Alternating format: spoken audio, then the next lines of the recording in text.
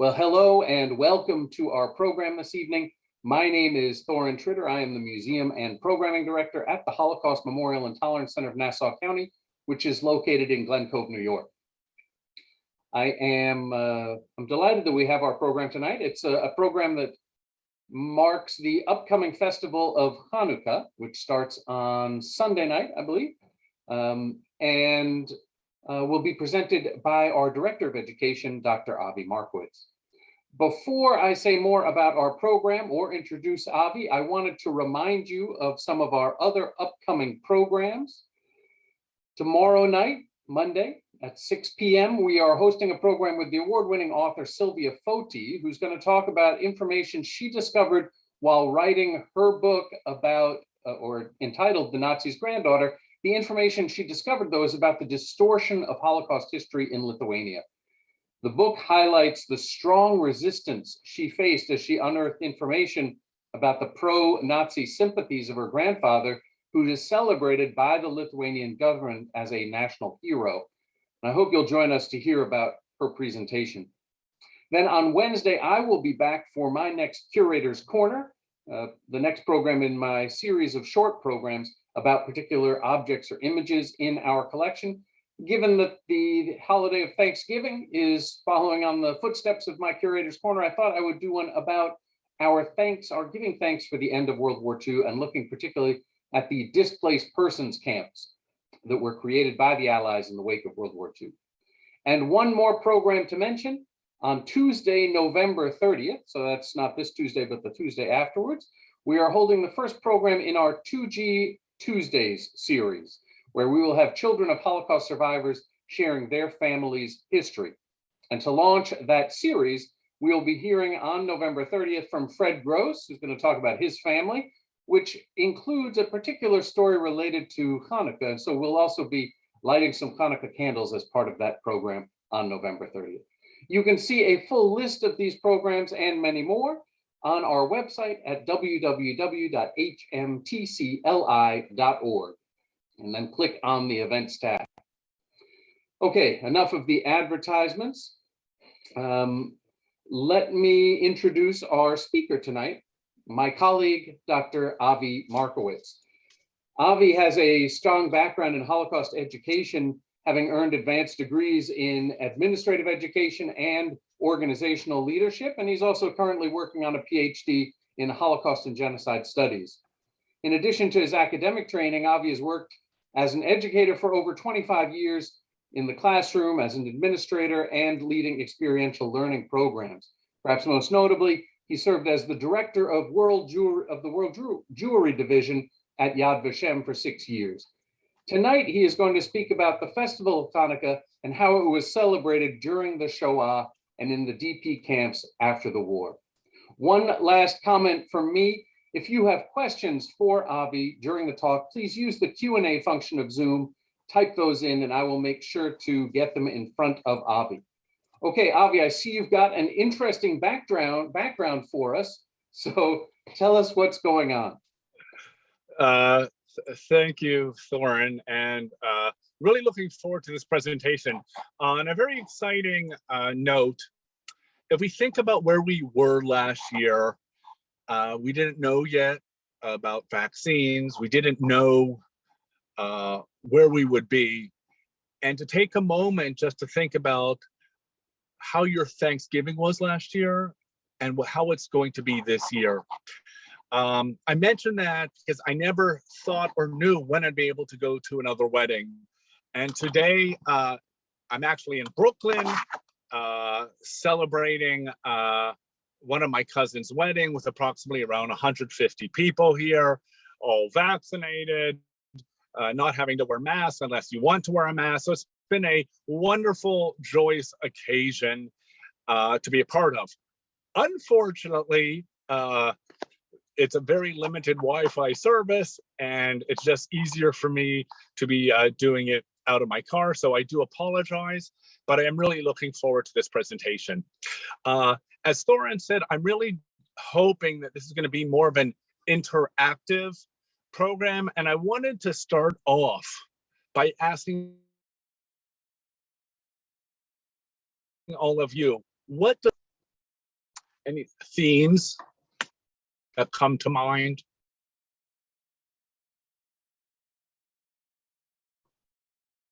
And here you can put messages in the chat and I will make sure to read them out. If I can just jump in, Avi, I would just say one of the things that comes to my mind whenever I think of Hanukkah is miracles, the miracle of Hanukkah, right? Exactly, me too. And again, the idea that even when there was darkness, we were able to find light, or the battle of weak against the strong.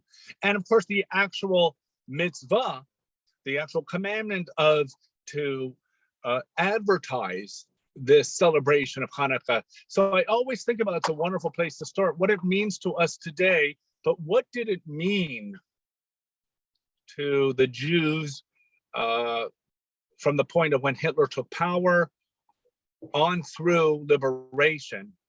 And that's really what we're going to be talking about today. So I guess the next slide. Oh, God's love, that's wonderful. God's love, that's wonderful. Okay, so today we're going to start with, we'll discuss the ways that the festival of Hanukkah was observed during the Holocaust. Hanukkah enabled the Jewish inmates in the ghetto and camps to express their personal identity and their commitment to the community, finding meaning in a world of chaos. And you see, this is a picture in Westerbork, Holland, candle lighting during the ghetto period. And what's very important to actually, it was actually a camp. It was a transit camp. There was approximately around 140,000 Jews that lived in Holland around between 1942 and 1944. There was around 100,000 Jews that went through the transit camp, and unfortunately, the majority of them did not survive. Next slide.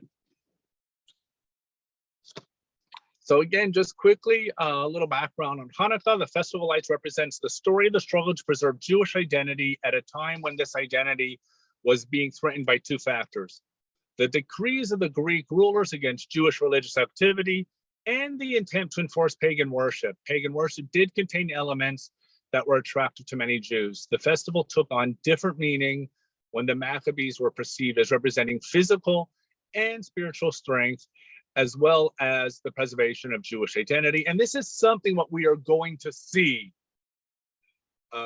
during the persecution of the Jews between 1939 through 1945. So I guess next slide.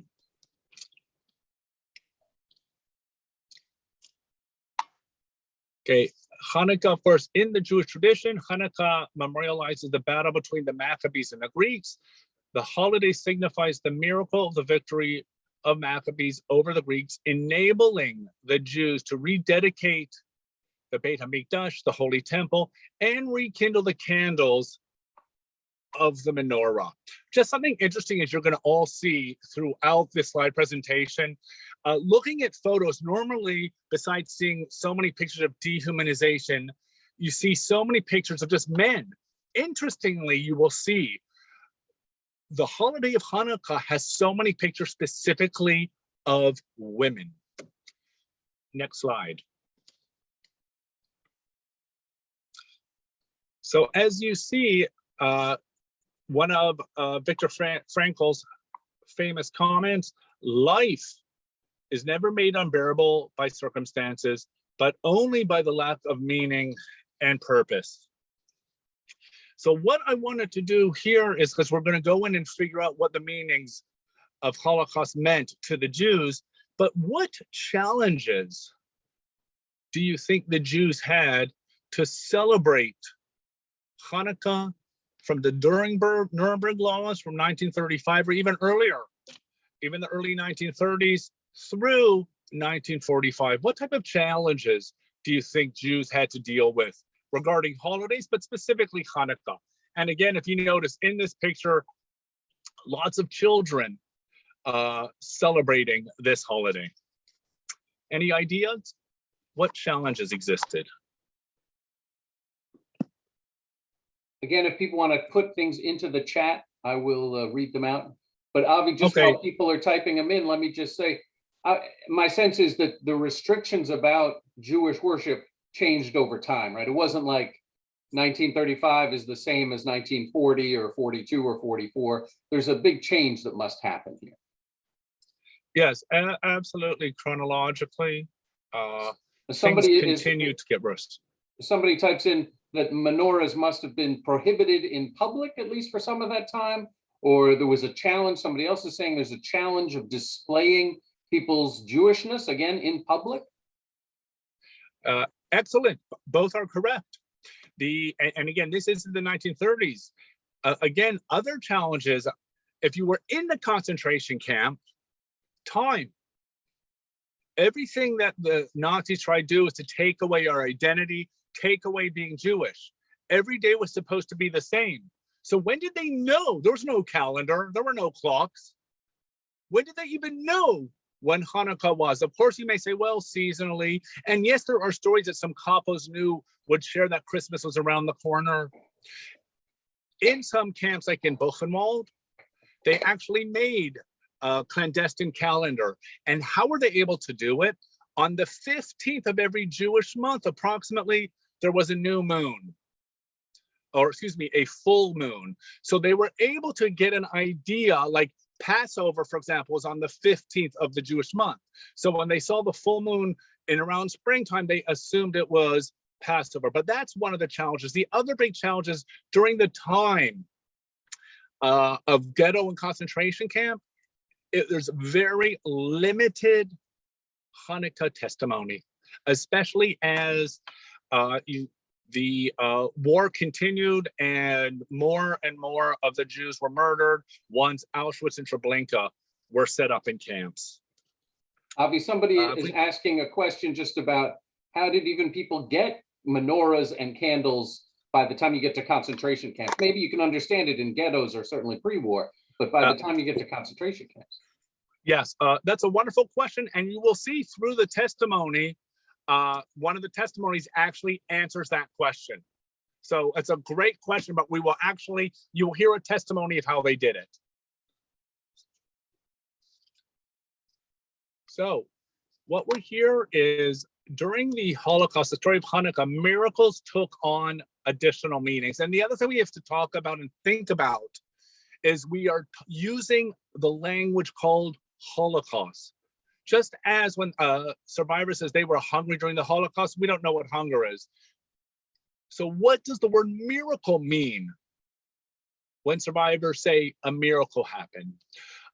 During candle lighting, Jews remember the miracle of Hanukkah and reaffirm their faith in God who performed miracles in the past and can before them in the present. For this reason, the blessed who worked miracles for our Father in the days of old at the season. And there are many symbols from the Hanukkah that relate to the experience of Jews under Nazi rule. The battle between light and darkness, the battle of the few against the many. So one of the things we have to start thinking about is what meaning did it bring to these survivors? And again, we will hear some testimonies. And again, for many of us, we just don't know the answer. Some will say it expressed personal identity, his or her commitment to the community. Some hope for the future. For some, maybe it was just breaking routine or doing something in public. Or I also like to believe maybe even thinking about celebrating the holiday of Hanukkah. As Chaim Kaplan, a Warsaw Ghetto educator, said, they took everything and we did everything. Can it also be considered an act of resistance? Okay, let's go to the next slide. Avi, can I just ask you about the picture that's on this slide? Yeah, I apologize. I'm on my phone, so I did not see the picture. That is what I wanted to ask everybody. What do you see in this picture? Thank you, Thorin. So I'm just going to state the obvious here, Avi. So I see a menorah. Right. And I also see the Nazi flag in the background, the swastika in the background. Somebody's typing in the Nazi symbol is what jumps out at them on this photo. So when and where do you think this could have happened? Right. I mean, the problem is you'd say, okay, well, if the Nazis are right across the street and you put your menorah in the window, you would think that there would be some kind of retribution or an effort to stop that exact thing happening. And so it's a strange juxtaposition. Yes, but it's basically also, more importantly, something that you already clarified. It's chronology. We have to remember, not until 1939 and not until 1942 did the final solution officially was initiated. There is no documentation, correct me if I'm wrong, Soren, in the 1930s that Hitler made a plan to murder all the Jews. So this picture, if we go to the next slide, is of the Posner family. On the back of the picture, you see it says Hanukkah 1932. The picture actually is from 1931, but didn't get developed until 1932 by Rivka Posner. Her husband, Rabbi Akiva Posner, was the rabbi of, do you pronounce it Kiel or Kiel, Germany? I think it's Kiel, yeah. Of Kiel, Germany. He also had a PhD in philosophy. He, in 1931, the Nazis already were putting up signs, Jews not wanted. He was very upset about it. And believe it or not, there was actually an open forum with the rabbi, one of the head Nazis, for the rabbi to express his sentiments on why that type of a sign is inappropriate. Of course, things did get worse. And by the end of 1932, Rabbi Posner and his family expressed to his Jewish community, his flock, to leave Germany and go to the land of Israel. And the rabbi made it to the land of Israel in 1934. And you see that picture with him and his family. And then the final picture all the way over to the right is an exhibit at Yad Vashem where you actually can see the actual menorah. As the next slide. Okay, so now we're going to start going into what it was like Hanukkah in the ghetto. And again, this picture was taken in Westerbrook. Hanukkah came and we tried to light the candles every day, but the Germans didn't allow it. The first day, they didn't know yet. Suddenly, candles were lit in all the huts. On the second day, they came and imposed a stringent prohibition on lighting candles. And then a miracle happened. And there was suddenly an electric blackout. So we had to light candles. So here again, when we talk about the idea of meaning, that the miracle in this case was actually having a blackout. But to imagine in a time of a world of chaos in Westerbrook between 1942 and 1944, how important it was to light the candles. Because one of the things we have to think about is Hanukkah was a holiday for everyone, and of course, especially for children. So to be able to bring meaning, what we're going to see throughout this presentation, it wasn't just for observant Jews, it was for non-observant Jews, it was for kids, it was for leaders, it was for agnostics. Everyone was able to connect to Hanukkah. If we could go to the next picture. Okay, first is the clarification. The quote is from the Warsaw Ghetto, but the pictures are from the Lodz Ghetto. And what's interesting is if you look in these pictures in the Lodz Ghetto, the top picture is young adults having a Hanukkah party. The middle picture is kids in an orphanage in the Lodz Ghetto getting candy treats. And the lower picture is the elder of the ghetto, the head of the Unit Hiram Kowski, who did not consider himself an observant Jew, celebrating lighting the menorah candle that was actually in the shape of a book. As I said, this testimony was found in the Oineg Shabbos archives, the Warsaw Ghetto archives, which were found in 3 milk jars and 10 boxes. And this is a document that the editor, Emanuel Ringelbaum, wrote about. He says, this year Hanukkah was celebrated everywhere with great enthusiasm. Hundreds of children's plays and balls were held in Warsaw. In the yards, the distinguished members of the household were given the honor of lighting the first candle. Hanukkah candles burned in the windows everywhere. While in Shenana Street, I heard a fine sermon delivered by Yitzhak Guterman. Hanukkah is the festival in which the days begin to overcome night, except that today it is bound up in the cold. Purim is a time when days free itself from the cold and overcome night. Passover is the spring when good overcomes evil. So what's interesting is, even though similarly to Chaim Rumkowski, the editor of the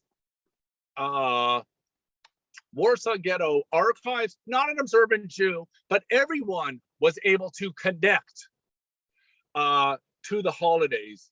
It brought meaning from them as simply as having that memory and escape, a change from the monotony and the dangers of living, in this case, in the Warsaw Ghetto. Another quote from the Ghetto: "We tried to hold on to everything where it was a festival or the Sabbath as best as we could. We also sang Hanukkah songs. I remember that the teacher Jiyong was there. He didn't remember all the words, and suddenly he asked me, 'Tell me, how does that second verse of Hanukkah, Hanukkah go?' And I had to remember, but he wanted to know all the words at any cost so that he could teach all the children Hanukkah songs." Before we play this song, there's a story about it. This song recording did not happen in the Ghetto. An individual named Bill Stonehill, whose descendants came from Poland in 1948, he gathered hundreds of Holocaust survivors to a hotel in the Upper West Side, and he wanted to make recordings of Hanukkah songs and just Yiddish songs. He's a big lover of Yiddish. Professor Ben Harshav, who's no longer with us, he oversaw fictional literature at Yale University, also escaped the Holocaust. He helped translate the book that focused on the Vilna Ghetto. And in his foreword, he writes, there were two Holocausts: the Holocaust that murdered 6 million Jews, and the Holocaust that destroyed the Yiddish culture.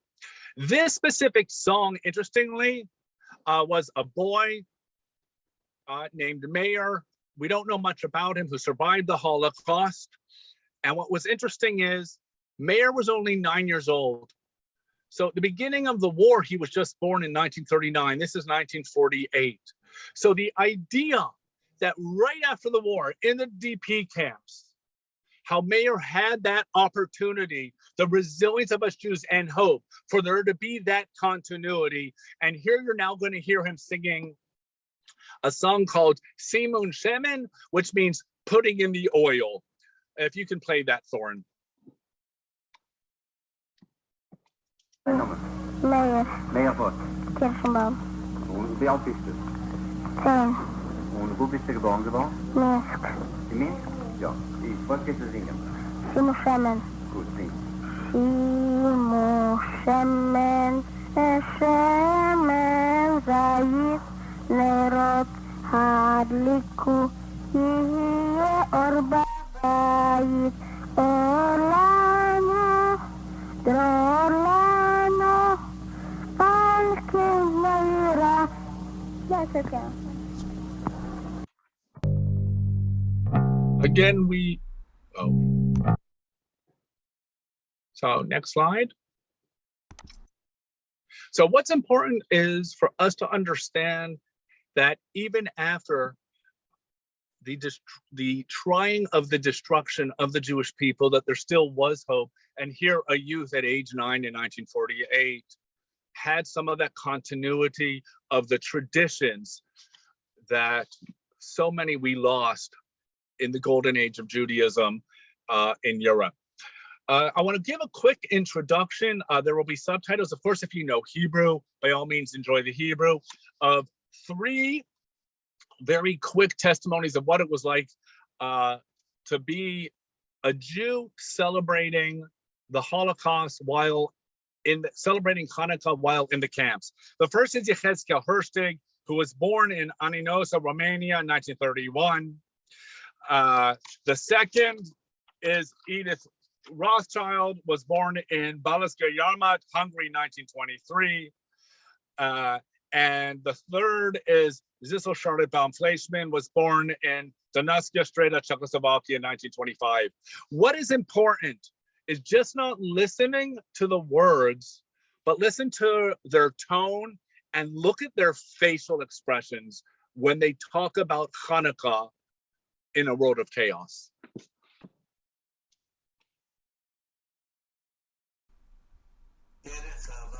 בוואדי, איפה שהיה נהר, עבר נהר, ועל יד הנהר היה דרך שהלכנו. וקוריוז שזה היה בדיוק בחמישה, נר חמישי של חנוכה.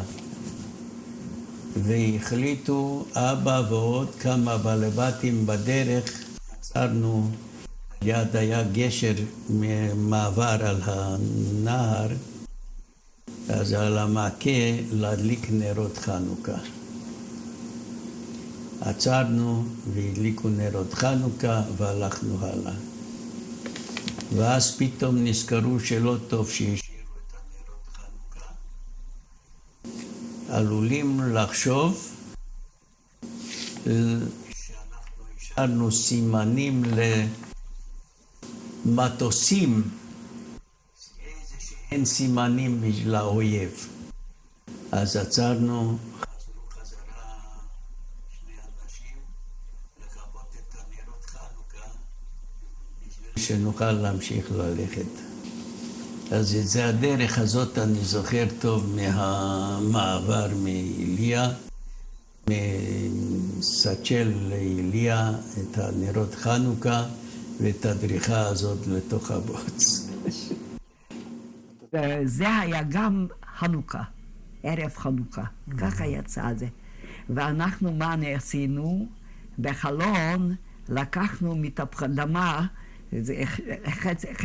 חצי וחצי, עשינו חור באמצע, גנבנו שמן מהמכונות שאנחנו עבדנו, ועל זה, ומוצינו מהקוץ, מהסמיכות את החוט, ועשינו מזה טיל, וככה הדליקנו נרות חנוכה בחלון שהיה בכיוון של הנהר, שם לא היו בתים, לא שום דבר, אז זה לא היה אפשרות לראות. ושם אנחנו עשינו את החנוכיה, ושרנו את מאוס צור ישותי, ואת הברכות, ידענו בעל פה, אני ידעתי בעל פה אפילו. ואחר כך עשינו את ההצגה בשבילם. אחר כך מה קיבלנו? כזה ספר קטן של מרק אמיתי, מרק תפוח אדמה. אבל כמו שמבשלים נורמל. אז אנחנו עשינו את זה כמו גלידה, ללקנו שזה מחזיק הרבה זמן אותם הזה, כי זה משהו בלתי רגיל היה שאנחנו אוכלים אוכל נורמלי. כמה הייתם בחדר? כמה בחדר? אולי 12. אבל זה היה גם קומתי, והיו נותנים לנו שמיכה אחד. וכשהיה חנוכה, אני לא שוכחת חנוכה, אנחנו הוצאנו חוטים מהשמיכות, ועשינו חנוכה עם החוטים הזה. היה כזה הרגשה טובה.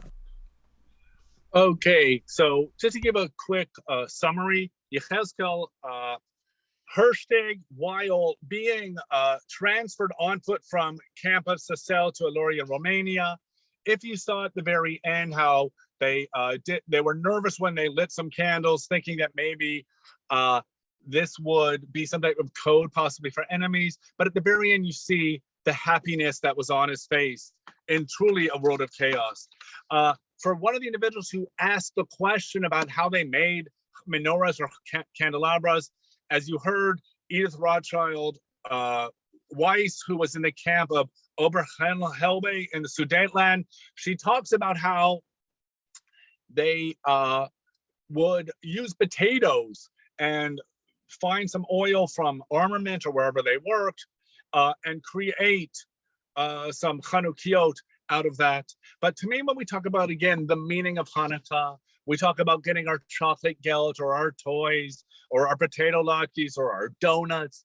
But if you saw the smile on her face when she talked about her excited to have a real meal, to have that potato soup that was made, where she said the way she licked that spoon, it was like having ice cream. So we all, if we want to bring in our inner child or even the way we are today, to think about how delicious ice cream is, that what meaning it must have given those two survivors. And then finally,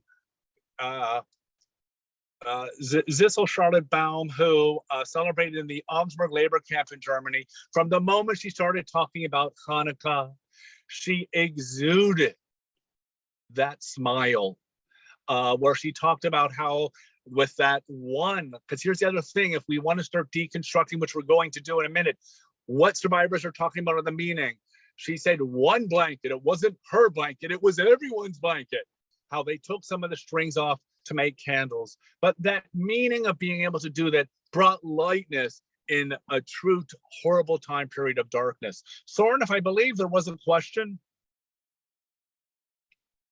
Yeah, somebody's asking Avi just about where did that survivor, where did she get the potato soup? And I think this gets to something you're alluding to, if I may, which is just about the differences over the span of the Holocaust. There's no single explanation or event that's true for everybody. But tell us, so the question is, how did she get potato soup? Yeah, no, but Soren, that's exactly it. One of the things we have to be careful with when it comes to history is making generalizations. Every different place was different.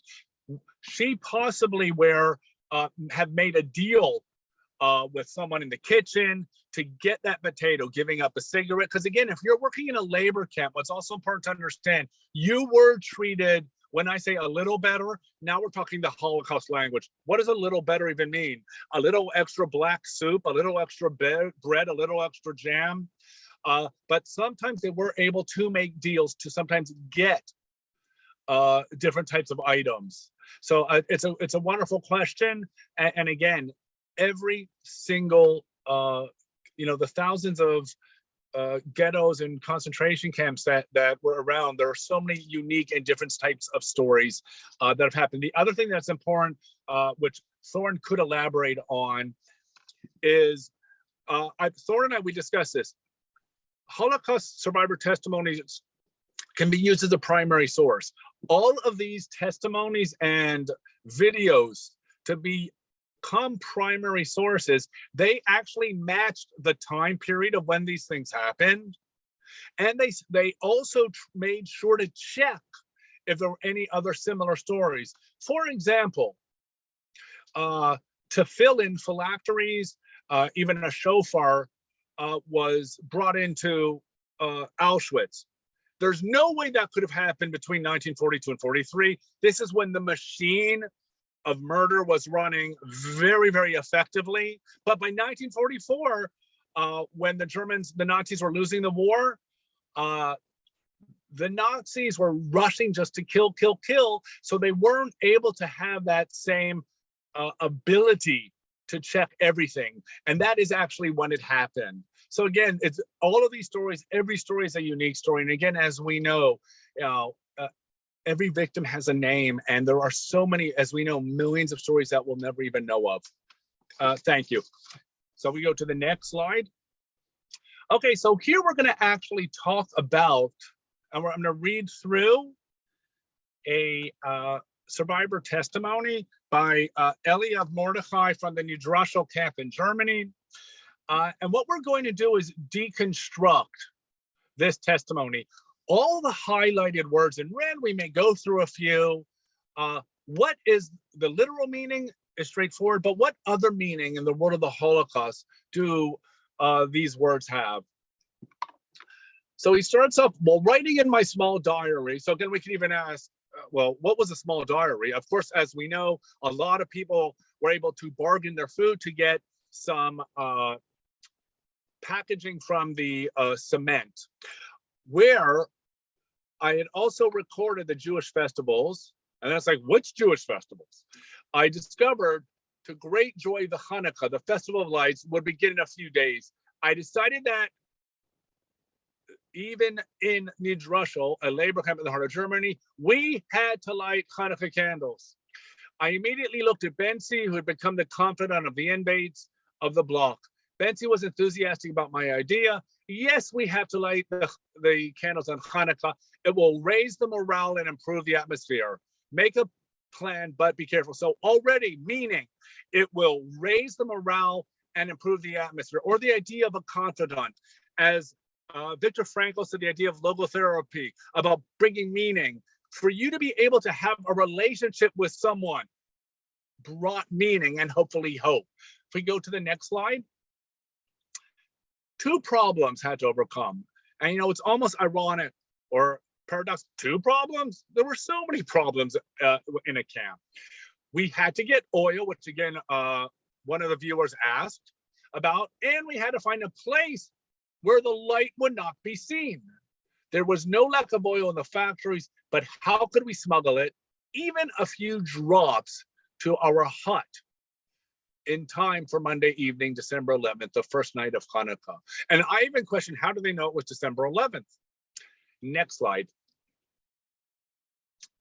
We knew that according to the religious law, we were not obliged to risk our lives in order to observe a commandment. But many of us had the urge to display a spirit of sacrifice, the heritage of our forefathers throughout the ages. Here again is a wonderful example of resistance. Just even thinking about wanting to celebrate was a form of resistance.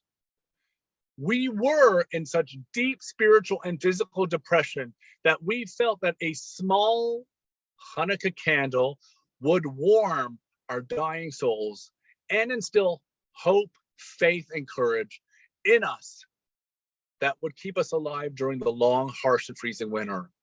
So to imagine how metaphorical that was, that we don't even think about the freezing winters wearing pajamas all day, emaciated, unhealthy, just the idea of what other warmth one candle could bring to them. We decided to draw lots. The first name that came up would be responsible for stealing the oil. The third would be responsible for hiding it until Monday evening. And the 5th would light it under his bunk. Mine was the 5th name drawn in the lottery. Grunwald, who was responsible for getting hold of the oil, did his job perfectly. And perfectly meant one thing, as we all know, it meant not getting caught. He convinced the despised foreman that his machines would work better if they were oiled every morning. And for that purpose, it would be a good idea if we were given a small jar of quality machine oil to keep in our toolbox. A small jar of oil. Sound familiar with that story of Hanukkah? The foreman agreed, and hiding the oil was no longer a problem. So just think about when children learn about the holiday of Hanukkah, they always speak about that jar of oil that was found. When Monday evening arrived, I put the oil in the empty part of a tin of shoe polish, removed a few threads from my thin blanket, and made a wick. When everything was ready, I sat down to eat quickly and invited all of our comrades to participate in lighting the Hanukkah candle. Suddenly, I remembered that we had forgotten the matches. I whispered to Bensi, "Everyone should leave a bit of soup." Bensi ordered his hungry comrades at the table and explained the reason to them. Within 5 minutes, 5 portions of soup were exchanged for a cigarette in the next room.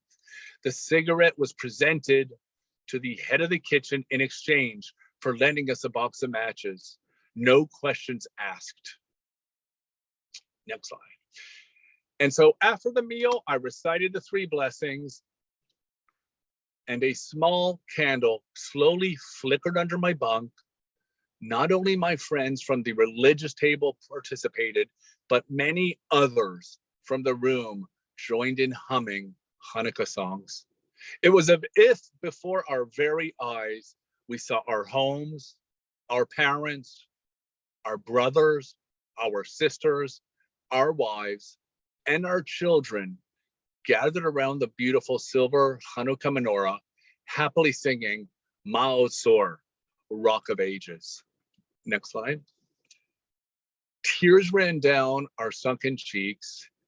Afterwards, each of the inmates in the room sat deep in thought on his bunk or near my bunk. For a moment, it seemed as if nothing else was important to us. We had celebrated the first night of Hanukkah as we had in all the years prior to our incarceration and torment.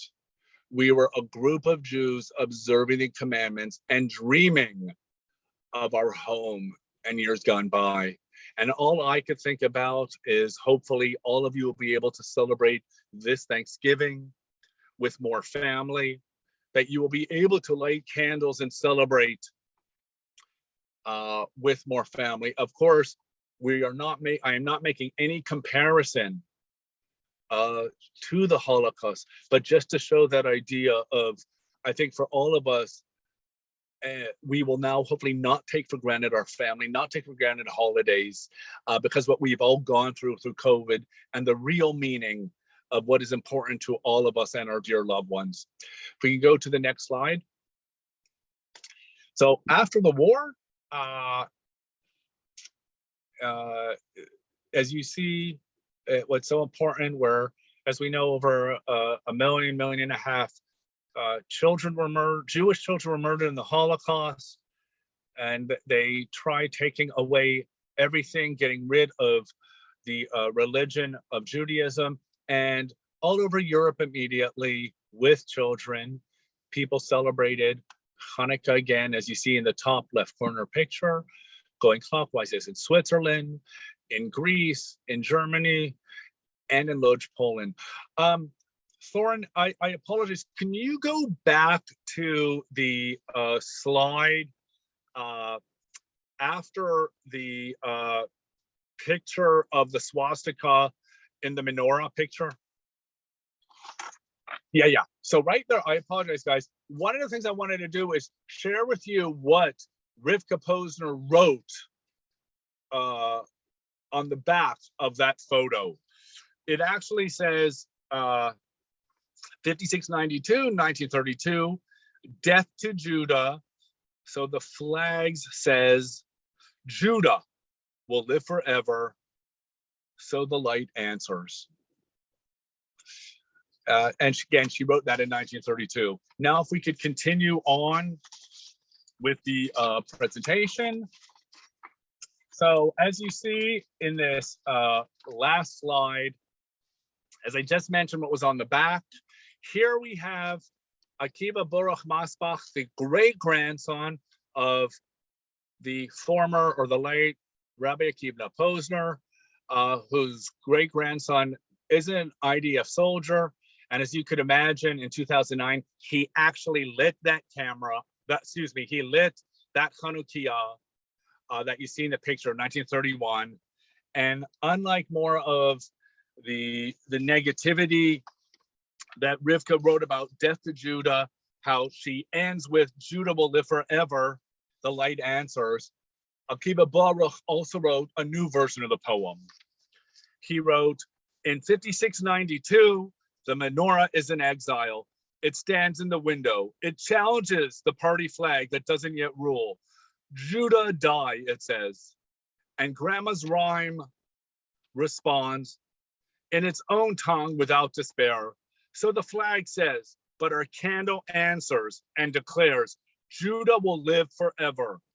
In 5770, 2009, the menorah stands in the window once again, facing the flag of the ruling state. The descendant Akiva, named for his great-grandfather, salutes through the window and lights the menorah. Grandmother, give thanks above and say a prayer that the Redeemer will come to Zion and not delay. So I think what a wonderful way to end this presentation, where Rivka Posner, after that picture was taken, she talks about how the evil wanted to take over, but there will always be light, the light of Judah, which is synonymous with Israel, where many years later, the great-grandson was able to light that menorah for the hope and freedom of all Jews around the world, knowing now that there is a homeland called the State of Israel. That being said, again, I try just to give you a little bit of an understanding of what it was like, what meaning Hanukkah had in the camps. But as Thorin said, what we have to understand first, there are very, very few testimonies that exist. But the idea that there are so many different ways how people found meaning to survive another day. So if there's any questions. Avi, thanks so much. Really super. And, you know, I think it's important to make the point that you just made there at the end, that there's not a lot of testimonies. And really, so what you've done for us here is culled through so much material to pull out these strands, these single strands, just to remind us of this history that could otherwise be buried or would be buried. And so really, I'm very grateful for you doing that research and pulling these stories out and kind of pulling this story together for us. And I think you're absolutely right. Those video transcripts that you shared with us here in this presentation, and you see the smiles, the joy as these survivors remember their childhood, that moment in their childhood when they celebrated Hanukkah in the midst of chaos. And yet they remember it, and it brings a smile to their face. So really incredible. Okay, I think we've got a few questions coming in. Oh, I see there's people writing thank you and happy Hanukkah and happy Thanksgiving. So thank you, everybody. If you have questions for Avi, of course, put them in the Q&A. Avi, if I could just pose one question to you. I mean, I think you make a very clear statement here about the power of Hanukkah to inspire and to be a form of resistance, for sure. And that the practice of their faith was an act of resistance. But do you have a sense of what's the kind of scale here? Was Hanukkah something that was probably celebrated in every ghetto? Was it celebrated in every concentration camp? Or were these really much harder stories to find? I'm going to answer with a question. Thorin, were you excited for Hanukkah when you were a child? The idea that specifically, this isn't Yom Kippur. This was a holiday like Christmas where everyone connected, everyone couldn't wait, observant or not observant.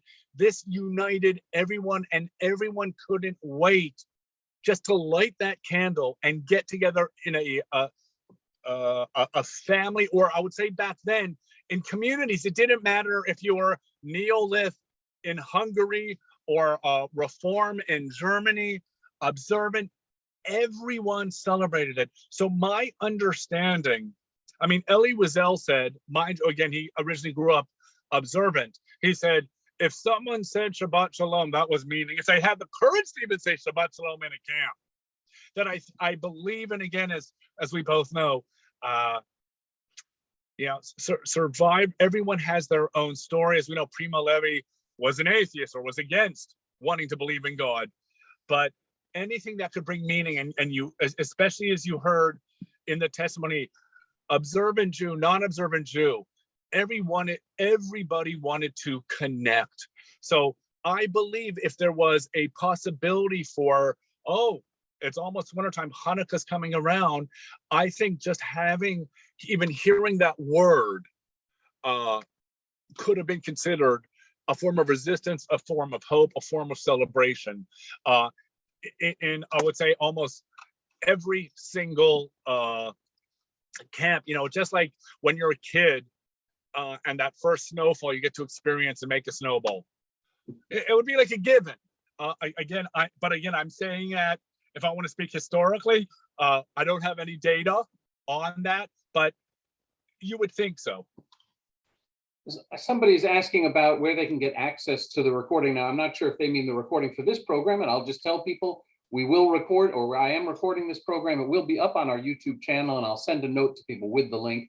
But maybe she means the recordings that you put in here, Avi. Where did you track those down, and how can people find them? Amazingly, the Israeli Musical Archives continues to release more and more recordings. You could actually Google Bill Stonehill, or I think, Thorin, on that actual slide, it may even say Israel Archives, but if not, I will send you a link tomorrow of where to find it. And the other is just on YouTube, specifically a Yad Vashem Hanukkah Holocaust testimony. And the only thing you have to do, because it is in Hebrew, is you have to click the CC to make sure you'll be able to have the subtitles in English. Yeah, I mean, am I right that there's a lot of these testimonies that are now online and available? The challenge is sifting through them, and that's why really you've done a great deal here to pull these stories out. But there are a great deal of these survivor testimonies now available on Yad Vashem's website or the USHMM, or of course the USC Shoah project. Yeah, and that which brings us to one of the incredible projects that I know you're working on at the Holocaust Intolerance Center, is that we ourselves are going to be in the process of creating videos of our survivors, and we will create a database specifically of where they grew up, what meaning, how they celebrated holidays. So we could personalize more with our local Long Islanders, as well as, again, share that wealth to the rest of the world, because again, it is such a challenge, especially with the Shoah Foundation, 2-hour videos, 50,000 of them, even doing database searches, it's not so simple. Absolutely, yeah, great. Well, Avi, I thank you so much for giving this presentation, despite the logistical challenges that you faced. Thank you so much. And thank you for interrupting your family wedding and coming and doing this. And to all of you out there who are watching, thanks for joining us. I hope to see you at some of our other programs soon. And as I said, I'll send a link with a list of this recording, a way to see this recording probably tomorrow. Okay, thanks everybody. Have a nice evening and be well. Happy Thanksgiving. Take care, everyone. Happy Thanksgiving.